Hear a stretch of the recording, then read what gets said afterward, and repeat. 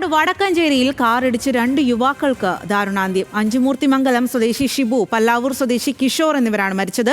ദേശീയപാത മുറിച്ച് കടക്കുന്നതിനിടെയാണ് അപകടം ഉണ്ടായത്. അജിത് ബാബുവാണ് വിവരങ്ങളുമായി ചേരുന്നത്. അജിത്, എപ്പോഴാണ് അപകടം സംഭവിച്ചത്?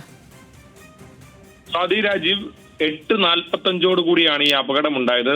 സ്വാതി നേരത്തെ സൂചിപ്പിച്ചതുപോലെ തന്നെ ദേശീയപാത മുറിച്ച് കടക്കവെയാണ് അപകടം ഉണ്ടായത്.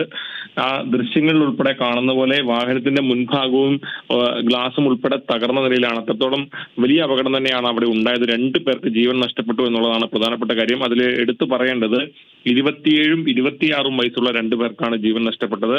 വടക്കഞ്ചേരി അഞ്ചുമൂർത്തിമംഗലം സ്വദേശി ഷിബു, പല്ലാവൂർ സ്വദേശി കിഷോർ എന്നിവരാണ് മരിച്ചത്. ഇത്തരത്തിൽ വലിയ പരിക്കുകൾ അവർക്ക് അവിടെ വെച്ച് തന്നെ ഏറ്റിരുന്നു. അവിടെ വെച്ച് തന്നെ മരണം സംഭവിക്കുന്ന രീതിയിലുള്ള അപകടമാണ് ഉണ്ടായിരുന്നുള്ളതാണ് പ്രാഥമികമായി മനസ്സിലാകുന്നത്. ഏതാണെങ്കിലും ഇവരുടെ മൃതദേഹം ആശുപത്രിയിലേക്ക് മാറ്റിയിട്ടുണ്ട്. നിലവിൽ പോലീസ് സ്ഥലത്തെത്തി ഇത്തരത്തിൽ നടപടികൾ ഉൾപ്പെടെ സ്വീകരിച്ചിട്ടുണ്ട്.